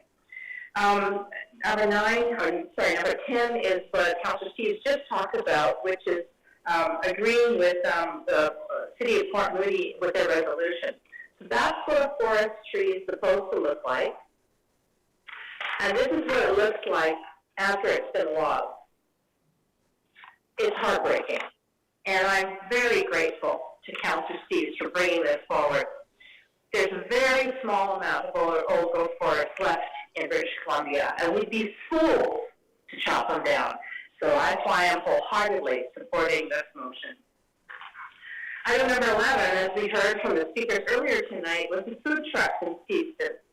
And we did do a survey with hundreds and hundreds of respondents, including hundreds from the village of Stevenson. And what they said wholeheartedly was that they agreed that regulation was necessary. And they agreed that there should be space between brick and mortar restaurants and the food trucks. So I'm really pleased that that this is on the consent agenda, because I think it's a step in the right direction. I would love to see a food court boulevard in some place like Gary Point or Horseshoe Way or anywhere that is not occupied at night. And then we would bring people to that area. And a good example of that is in Portland, Oregon, where they have an entire area, downtown Portland, that is empty at night because all the office workers go home. But the food trucks move in, and it's unbelievably popular. So we need to get creative. I just have a question of staff on this, because we heard the speakers tonight. They were very distraught that they were going to be kicked out. Can you talk about the steps that will be taken to relocate them to potentially Britannia or shipyards or over to the Stevenson Community Center, just as an example? Through your worship to Councillor Day, staff has identified multiple suitable locations in Stevenson. There are 2 that meet the different location criteria that we assessed, and we have offered those 2 locations to the 2 impacted food trucks. One has confirmed, so we will be working to finalize that license agreement, and for the other food truck, we will make contact again following this meeting tomorrow and again discuss location options with them. Okay, so to be clear, they're not going to get kicked out tomorrow. There's time. That's correct. Good. Thank you very much. That's what I thought. We're not going to just cut them off the knees and say good luck with that. We're going to work with them to find a solution that is fair to everybody, including brick and mortar and to the public who obviously love food trucks and are following them around the community. Icbc, I just had a question about Icbc item number 12 is the road improvement program. This thing from that list seems to be Stevenson Highway and number 5 road, which I know previously was a high accident area, and I'm very familiar with this area since this is where I live. Can staff talk about why that wasn't earmarked for more safety measures? Through your worship to Councillor Day, at this point in time, that intersection is marked for improvement, but it is not part of the application process to ICBC. This list was just the parts that are on ICBC's list for grant funding. Okay, so it's not off the list, it just isn't on this list. Is the reason it's delayed because there's going to be twinning of the overpass at Stevenson Highway and Highway 99? Through your worship, Councillor A, no, it's not necessarily delayed, but the funding is coming from TransLink for that project. It's part of the bus speed reliability project, and we're receiving funding for the project from TransLink. Okay, so it's another silo of money. Yeah, thank you very much for that. Correct. I appreciate it. Okay, and that's off the consent agenda. Item number 17, and Councillor Steve talked about this earlier, the Agricultural Land Commission decision on the number 5 of backlands. This has been a bit of a tennis game going back and forth between the city. Like I mentioned, the planning committee, I mean, they did approve Bling and Mount Temple going back past the 1/3 that everybody else has built on. And yet now they're saying that we can't. In the case of the Bylaw golf course, we had a very, I thought, unique and interesting and creative idea, which was the mountain golf course, the first third, which would be 10 acres, would be divided in 5 2-acre potential lots. Or it could have been 1 3-acre and 1 2-acre. And then the owners were going to give to the city of Richmond the back 20 acres. And we would, of course, immediately start farming that. That was denied by the Agricultural Land Commission, and I think that's what sparked these changes. We realized that there were some holes in the way they were doing business, and we were doing business. Now, having said that, they did indicate in their report and in their letter that they would consider a long-term lease. So as this is on the consent agenda and will now go to public hearing, I encourage farmers to contact the city of Richmond with a potential option for a long-term lease that we could go united to the Agricultural Land Commission and have that backland actively farmed. It's nice to have cherry trees and apple trees, but it would be really nice to have it viably farmed. And so as it goes to public hearing, I have a call out to the farmers to really consider putting a deal together that we could work together on. And the last 3 items are the reports from the various committees. All the committees are full of volunteers who put in so much time, energy, and passion. And I want to say thank you very much to those volunteers. Thank you, Mayor Bodie. That's it for me. Okay, Councillor Liu. Thank you, Worship. I too will be supporting everything on tonight's consent agenda. And just to confirm, is number 7 off the consent agenda at this point? Yes, we will be removing that. Okay, all right. Then I'll wait to speak on that one. I will speak on number 9, though, the BC Police Act reform. And, I just wanted to comment on the fact that the recommendation that we have that all communities have an integrated mobile crisis response unit, similar to the Fox 80 mental health car. So some years ago, Councillor McPhail and I were at UBC, and we learned about this concept, and we've worked really, really hard, and we're really excited that we now have this working in Richmond. It's providing better outcomes for people with mental health and for the community as a whole. So this is something that we're really proud of, and I'm happy to see that we're recommending this to the rest of the province, that we have this implemented for everybody. Number 10, resolution supporting old growth forests. I absolutely support saving old growth forests. These are irreplaceable. Our great-great-grandchildren won't get to see any of this majesty if we don't protect it, and it's something that everybody should get to see and everybody should have a piece of, both for tourism, both for our ecological benefits and everything else.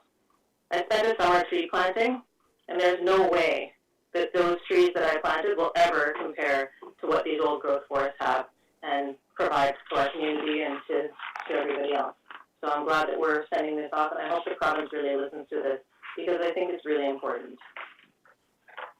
Now, question to staff. So on the food truck thing on number 11, if we pass this, are we then able to decide on the specifics of the trucks that are at the Stevenson hub when this comes back up? Or are they just losing it?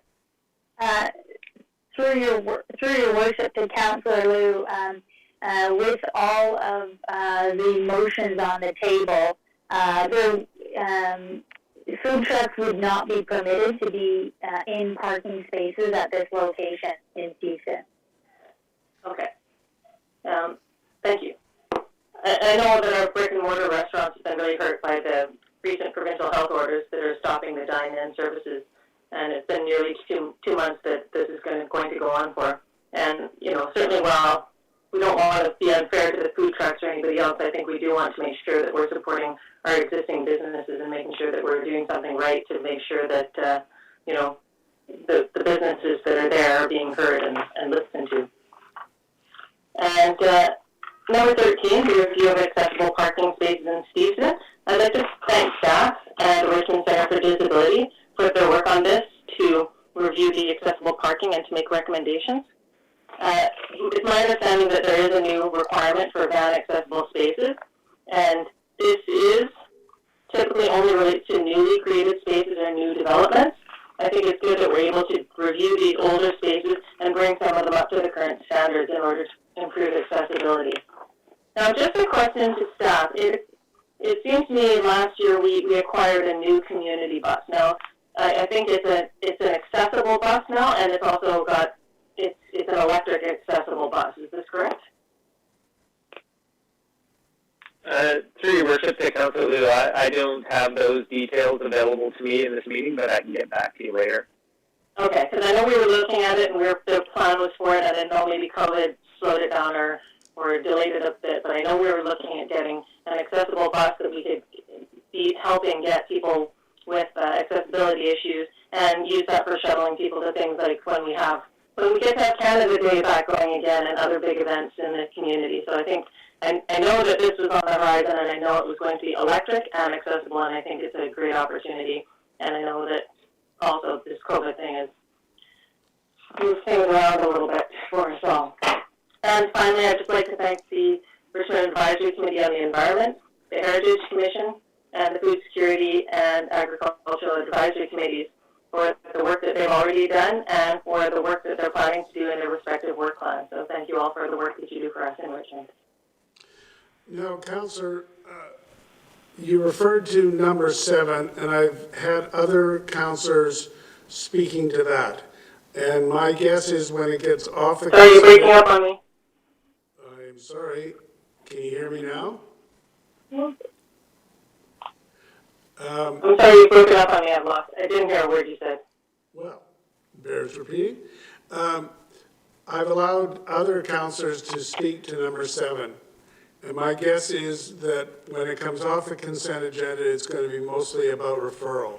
So may I suggest, if you want to, since it's technically not off the consent agenda yet, if you want to make some comments on the merits, why don't you do that now?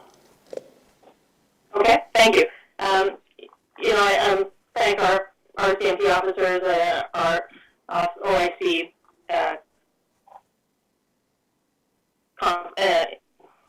it's Chief Superintendent Constable Ing. He's gotten a promotion. I'm stumbling over this. I apologize. And so he's given us priorities of property crime, organized crime, vulnerable persons, and road safety. And already that's a lot of priorities. When something's your priority, it should be one thing is a priority, and that's it. I think, certainly nobody's leaving anything else on the table and ignoring anything else that's happening in the community. There's still, proactive policing going on out there.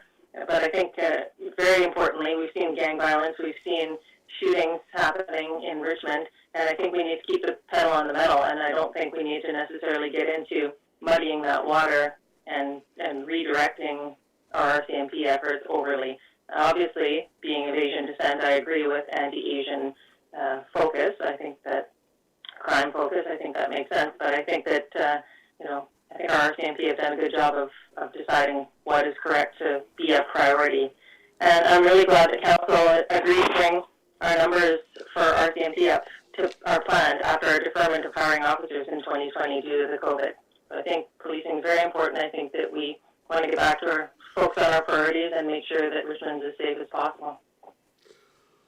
Okay, thank you. So now I will take number 7 off the consent agenda, and we'll deal with it as soon as we're finished the consent agenda.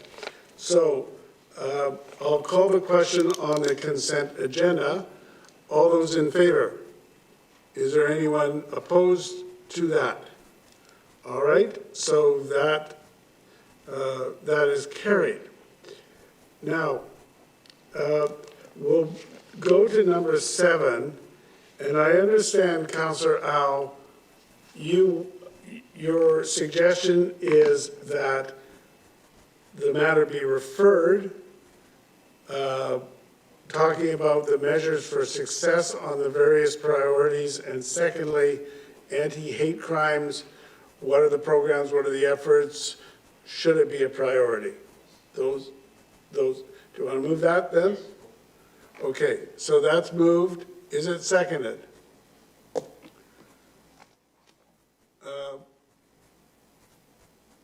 Is it seconded? I'm going to second that. So, Councillor Day, we're now just on the merits of referral. Did you still want to speak to that? Okay. Yeah, yes, Claudia. Just to be clear, when you were speaking earlier in the meeting, you said that this would be a direction to staff, and you just said this would be a referral back. Which is it? It is a referral. I posed the idea of giving direction or a referral. Councillor Au says he wants to make it a referral. So that's what he is doing now. Now, if this referral doesn't pass, then we will put the original motion in its original form on the table, and we'll talk about the substance. Okay? Okay, can I ask our officer in charge, Will Ng, what the difference is between a hate crime and a harassment crime? This is on the merits of referral. I'm not sure that comes in. This is important. It is very important. Okay. Chief Superintendent? Yes, thank you, Your Worship, through Your Worship to Councillor Day. Your question is, what is the difference between harassment and a hate crime? Yes. Whereas a hate crime is a specific crime that's targeting a people of a specific group, versus harassment that can be universally applicable to anyone. Okay, thank you. I guess what I'm concerned about is that I know that there is hate crime out there, but I also have read the letters that we're getting from the people of Richmond, and there's a lot of frustration. And what may come across hate crime right now may be more frustration and just feeling antsy. And so what comes out of people's mouths isn't really, necessarily what they mean. And so I'm worried about being too heavy-handed.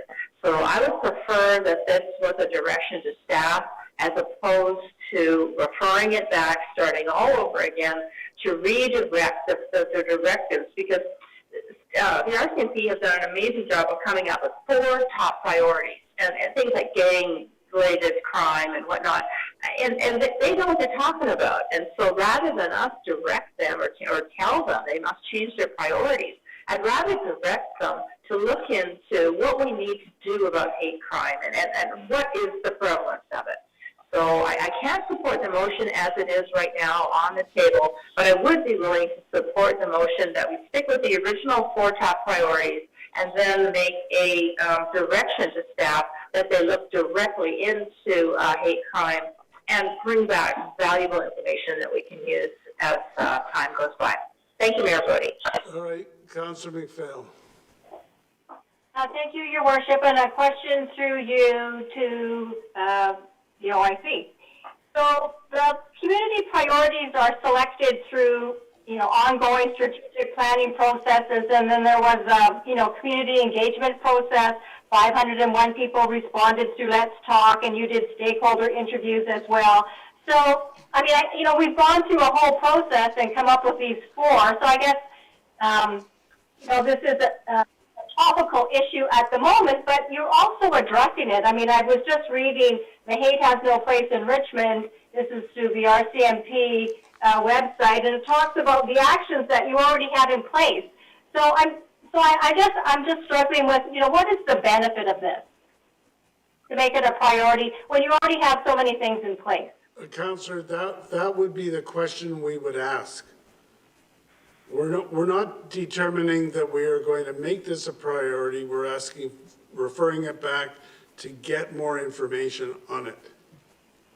Well, then I can't support the referral as it is, because we've gone through a process already, and I believe the RCMP is already doing a lot right now, as evidenced in this article I just read. Thank you.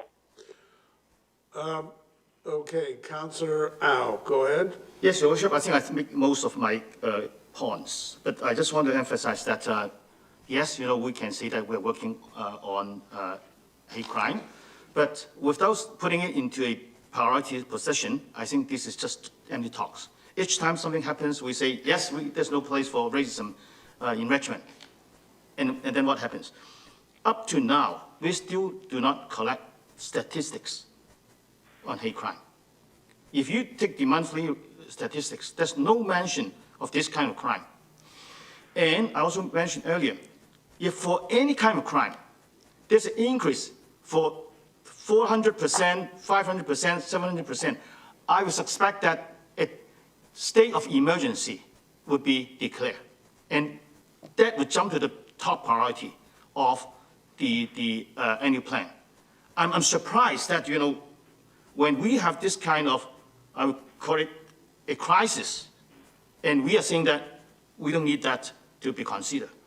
So to be honest, I just want this to be put upright into the annual plan. I would even want to move that. But now I'm only asking, let's do it one more time. Go back to the staff, go to the committee, take all the information, come up with a plan, and then come back to council. Actually, I would like to say that let's pass an addition to the annual plan, make the fifth priority, which is the hate crime. So I'm surprised that this is not getting support. I'm surprised. Well, we don't know what support it's getting with respect. Now, to the chief superintendent, do we have the statistics on reported hate crimes, alleged and convictions and all that?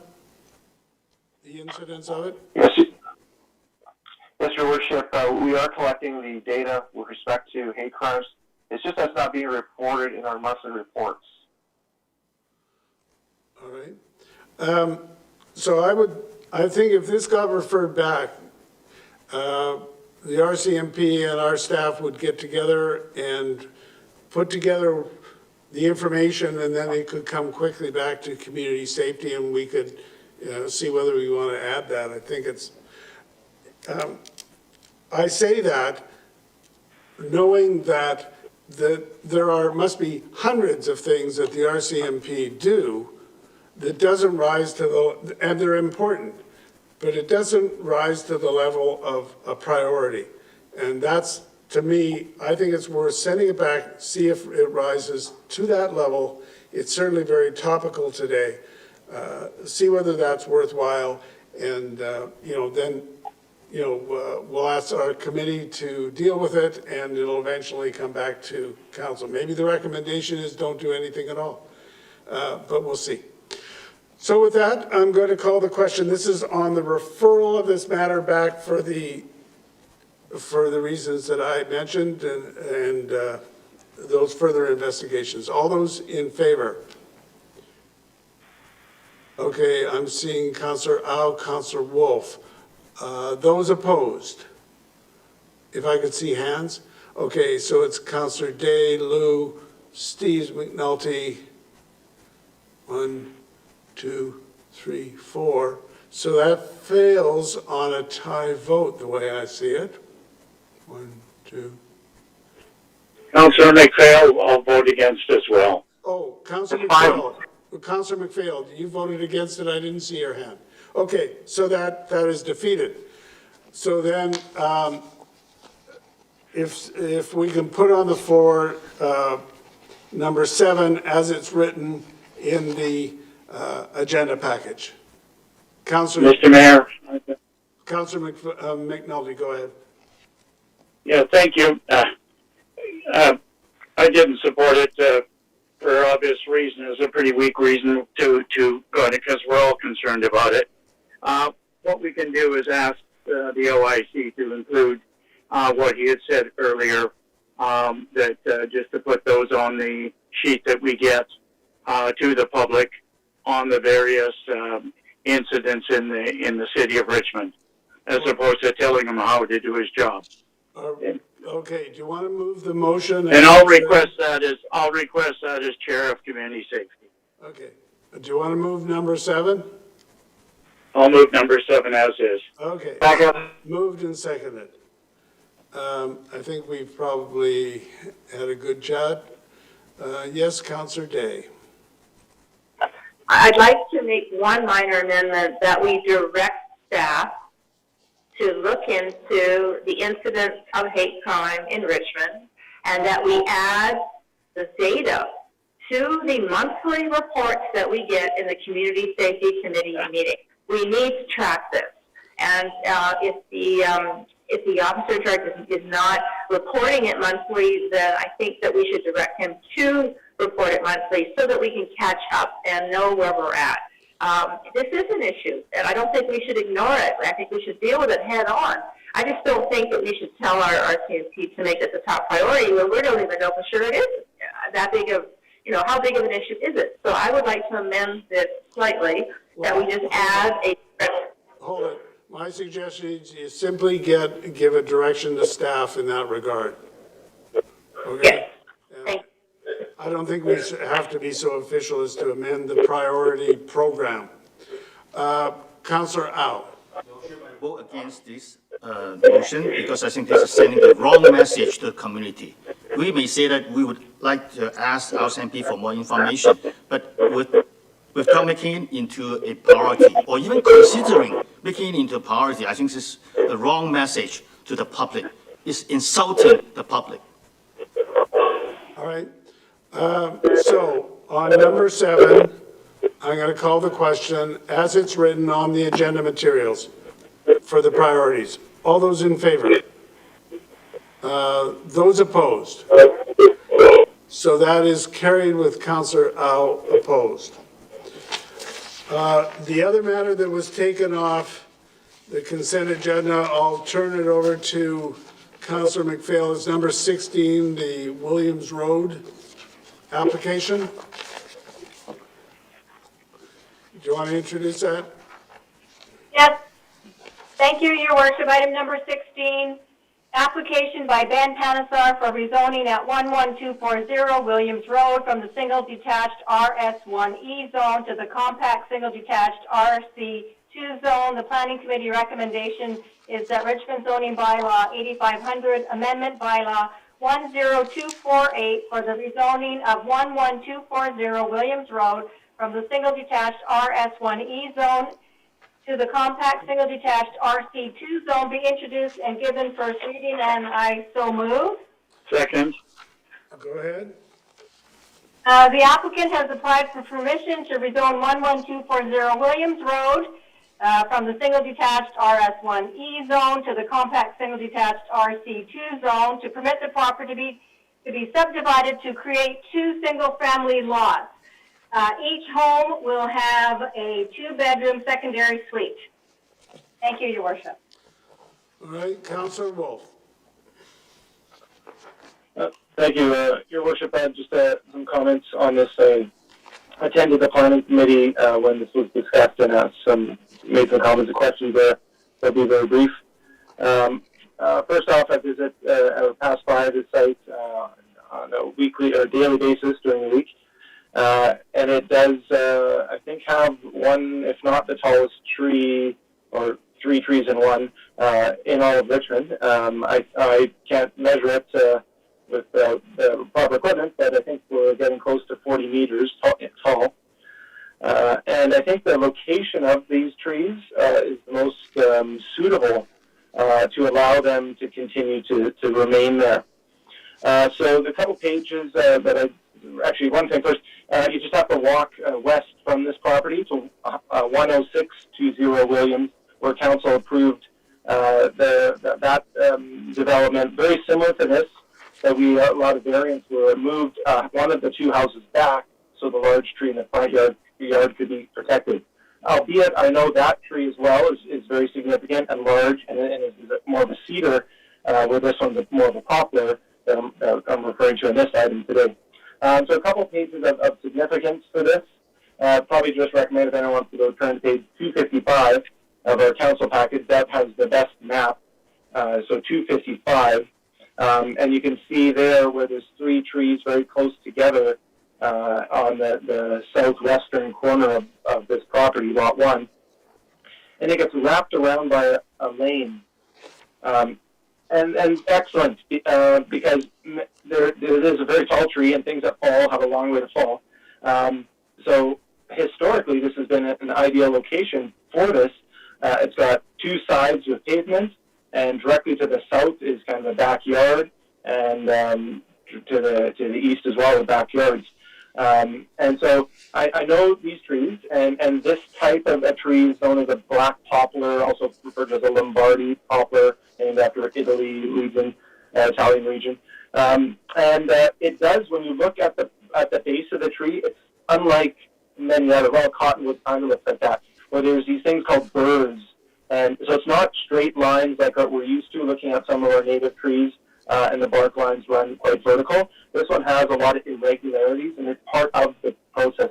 So I know our staff have gone out and assessed the health of it, and I've read all that. But again, these are trees that are not that common, and they're actually far and few between now in Richmond. So many of them have been lost. And I recall growing up and seeing a stand just like this.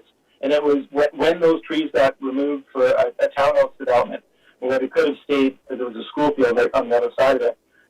It was just a shock. You'd go outside it and you'd be like, where am I? This isn't the same place. Because the largest tree, the thing that glistens in the sun where the leaves are rattling, you can tell the wind. And when birds migrate through Richmond, there's really large flocks. And if they don't see the next tree where they're going to go and group up and spend the night, they don't travel through. So by losing this tree, we lose a vital network. And we have the ecological management network. We talk about hubs, and this tree is actually part of that. And albeit I know the health, and this is why I'm opposing the development this tonight, and why I oppose the tree protection bylaw upgrade or language from last month, was because what we do if we remove this tonight or we approve this item, then those trees come down, and that whole property, the full rectangle, gets a giant pile of sand on it. No time in the future, and some councillors referring to old growth trees earlier, well, if we pack this part of the land with sand, we're never going to be able to get a tall tree back there. Maybe a native tree, maybe another type. But what's vital about this is keeping those trees, and in the future, go to see them tomorrow. They're healthy as can be trees. Yes, there's some dead fall. That's every tree in Richmond. But if we can keep them, let this development get built with some variances, so it should be sent back, then at least that part of the soil is retained. So in the future, when we do put new trees in, that part of the backyard hasn't had the compaction. That's why it's so vitally important to refer this back, to get the variances that the developer can work with, and save this back corner of land. So that's why I'm opposing this, and thank you. Those are my comments. All right, we'll call the question on the motion. Councillor Day. I was just curious if Councillor Wolf was making a motion to refer it back.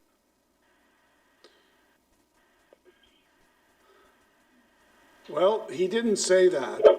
No, I'm opposing. I heard the comments at planning. And he doesn't have the floor either. So I'll call the question. All those in favor?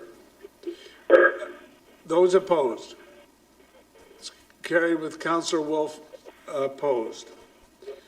That brings us to number 21, the proposed new soil deposit and removal bylaw. If you could mute your mics, please. So from the General Purposes Committee, I won't read it exactly. It's as stated on the council agenda packet, that each of the following bylaws be introduced and given first, second, and third reading. There's the soil deposit removal bylaw, the notice of bylaw violation, the municipal ticket information authorization, and the consolidated fees bylaw. Secondly, that staff report back to council in 2 years to give a status update. And thirdly, that the consolidated 5-year financial plan be amended accordingly. And I would so move. Moved and seconded. This one we saw a while ago, and it was felt that it should go for further consultation. And we did send it for further consultation, and the matter was beefed up considerably as a result of that consultation. I won't go through the specific provisions that are there, but it's something that's of ongoing concern to council, and we hear about it all the time. And there's applications all the time, so we need to be as specific as we can. I think the point is going to be made that we should increase the possible security deposit. I think that the 2-year review is going to deal with that, and we'll get a report after 2 years and see whether we need to do something more striking on it. Councillor Wolf. Thank you, Your Worship. You did foreshadow some of my comments there. So first off, I am going to ask that this one is referred back. And the main reason is the last time there was an amendment brought forward to remove the max, it was a split vote. And that was at the General Purposes Committee. And then that same very night, at the public hearing, Council heard about the Farming First strategy. And that was given its final approval then. So I think that the gap there, knowing that we now have the Farming First strategy, that perhaps more people would support the amendment at removing the max. So I would like to have another discussion on this. I am not satisfied with waiting 2 years.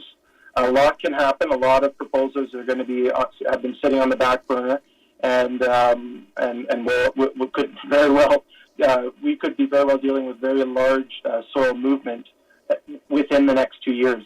So I would, if this does get to a vote, I would also ask that it be split apart.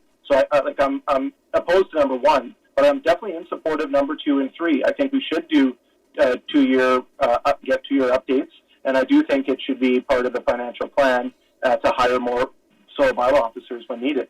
But it's the language in the bylaw that speaks to the security deposit. I'll just highlight some of the reasons why that is so important and needs to be addressed.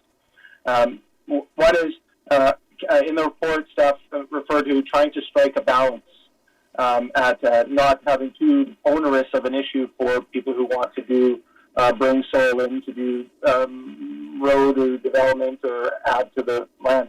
But also on page 303, it mentions that agricultural land commission bonds only go up to $290,000.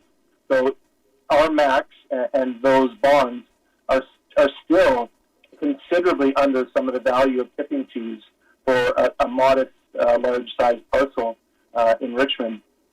So looking at what other municipalities like Maple Ridge, Pitt Meadows, Surrey, and the township of Langley do, they don't have a max. So if there's a larger risk and a larger amount of work to get land back the way it was, if the contaminated soil gets on it, then there should be more security deposit put up front. It should go in just as a graph. One thing is rising, the other one should go with it. So that's another thing that having the Farming First strategy factor into this. We're going to be allowed to trump other uses anyways. So if the soil deposit language is related to, and in there it talks about, environmental sensitive areas and riparian management areas on page 314, we just approved Farming First, which would say if there's a farm plan, that goes ahead anyway. So soil bylaw transfer can go ahead. So the security deposit is the key piece of this legislation here tonight. And just finally, looking at a couple of the numbers there, and I know we've had a lot of discussion on soil coming from Richmond or outside of Richmond, or alluvial soils from Delta, that kind of thing. If you look on page 330, it talks about 2 types of fees: the volume fee, and the which includes soil from within Richmond, and that would be $7. $7, and then the high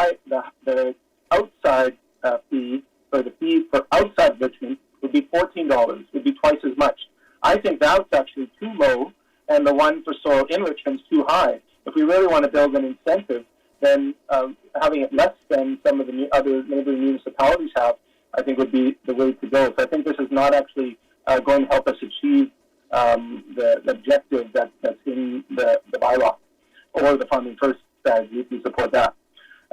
So with those points, I am opposed to part one only, but I would like to refer back to see if there's further comments that we can get now that the funding first strategy has been settled, and how that might impact the maps. Are you moving referral back? Yes, I'm moving referral back. Is it seconded? It is not seconded. So we're on the main motion. 1 and 3 need to be held together, because if we're changing the bylaws, we need the temporary soil bylaw officer position. We can talk separately about whether we report back in 2 years. So I'm going to call the question on 1 and 3. All those in favor? Those opposed? That's carried with Councillor Wolf opposed. And on number 2, the report back in 2 years. All those in favor? Anybody opposed? That is carried. So that brings us to the Special Finance Committee. Let's see now. So the motion coming from this afternoon would be that the annual property tax rates for 2021 bylaw 10-249 be introduced, given first, second, and third reading, and that let's do that first, and then if that passes, then we can adopt it. So that's moved. So moved. And seconded. We'll go to Councillor Au first. Yes, Your Worship, I have to declare conflict of interest because my son is working as a firefighter. Okay, thank you. We will excuse you. Councillor Day. Is this the 5.5% tax increase? This is, if you had been at the meeting this afternoon, you'd know that we're talking about the various rates between the various classes. Yeah, my computer would not let me in this afternoon. Okay, thank you very much. Then I do understand. Want to make sure that I understand it. Thank you. Okay, so we're going to call the question on that. All those in favor? Any opposed? I'm not seeing anybody, so that's carried. And then adoption of the tax rates. Can I have a motion? Move adoption. Moved. And Move adoption. And is it seconded? It is seconded. Second. Anybody wanting to speak to that? All those in favor? Anybody opposed? That is carried. So that brings us to the announcements. I've got a few announcements. First of all, we know that we're into a by-election, and that's going to be to fill the vacant seat on council. Starting tomorrow, all eligible voters in Richmond will be able to register to submit their ballot by mail. This is the first time that the municipal election in Richmond has allowed this. And we're doing this to keep our by-election as safe as possible for everyone during the pandemic. So you can go to a polling place, you can go by mail if you want. Go online, richmond.ca/election services to request a mail ballot package and find out more. And the unofficial list of candidates is now in place for the by-election, and their information is now also on the website. We then have the National Day of Mourning, Wednesday, April 28th. I'm sorry that we're not able to do this. This is really a meaningful event each year. This coming Wednesday is National Day of Mourning to remember those who have lost their lives or suffered illness or injury while working. We normally have the ceremony at the Stevenson Fishermen's Memorial at Gary Point, but COVID doesn't allow us to do that. Richmond has a strong and rich maritime history connected to the fishing industry, and despite this cancellation, we encourage everyone to take a moment to remember those workers and their families on the 28th. And I should say that while we focus on the fishing industry because there's been so many fatalities there, it's really a national day of mourning for any worker who has lost his or her life while on the job. Then we have BC Youth Week, which begins May 1st. This is an annual celebration to highlight the strong connection between youth and their communities. The city and our community associations and societies invite Richmond's youth to participate in a week of COVID-safe and virtual events to socialize and connect with peers while remaining physically distant.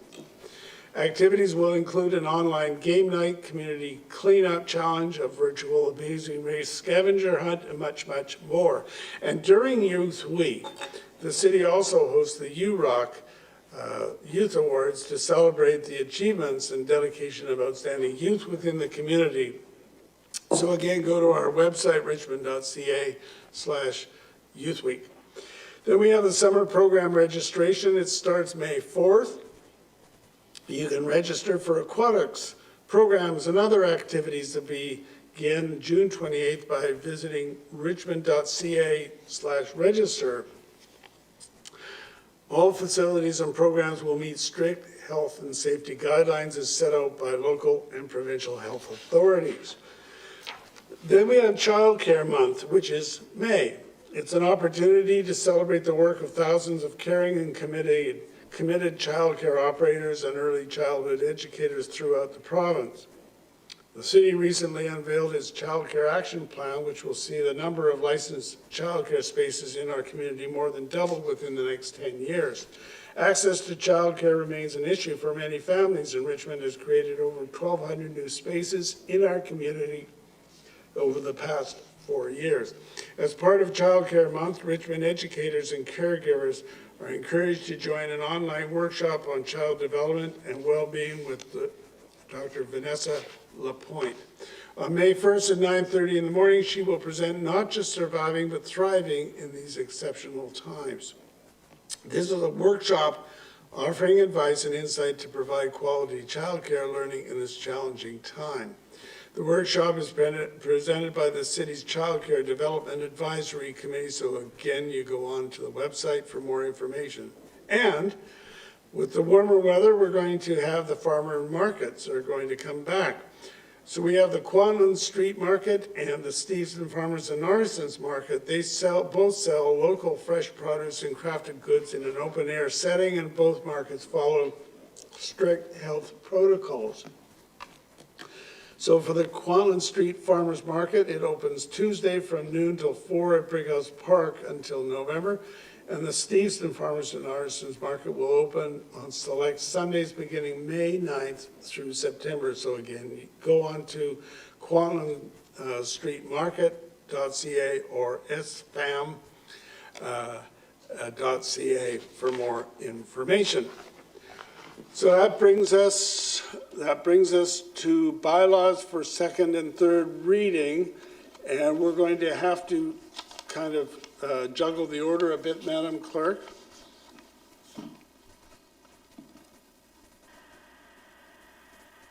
Thank you, Your Worship. The first bylaw for second and third reading, this is bylaw 10161. Do you have a motion? Have a motion? Move to all the bylaws that have no opposition. No.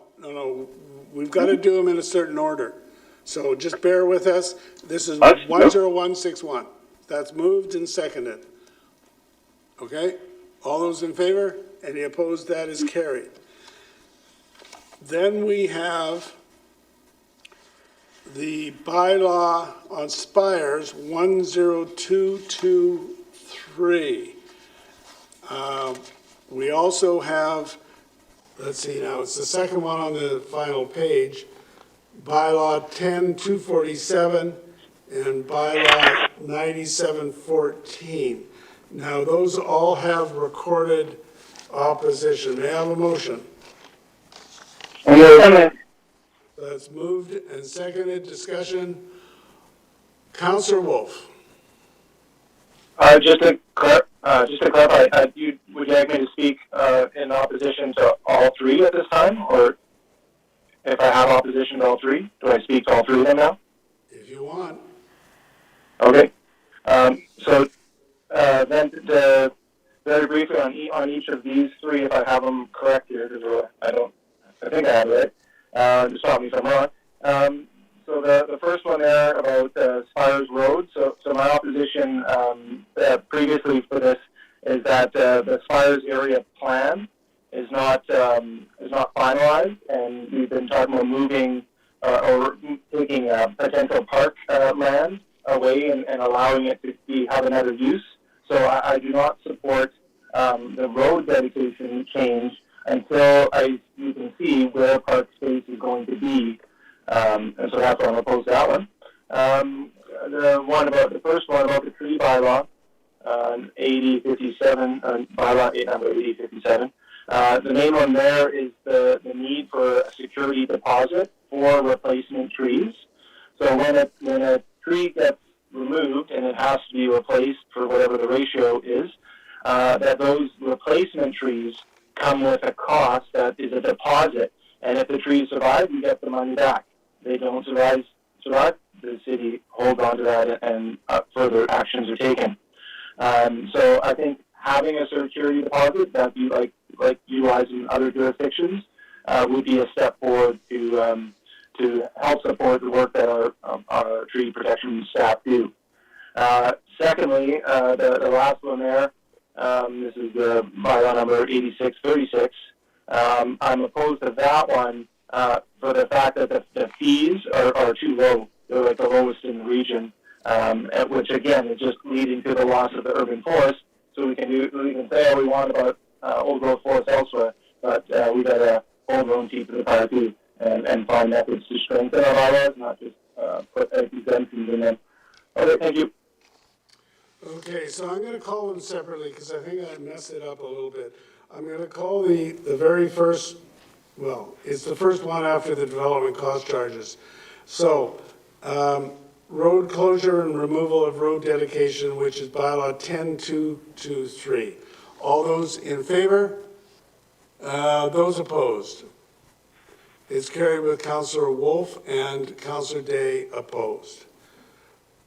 I see Councillor Day, you have your hand up. Was that what you wanted to address?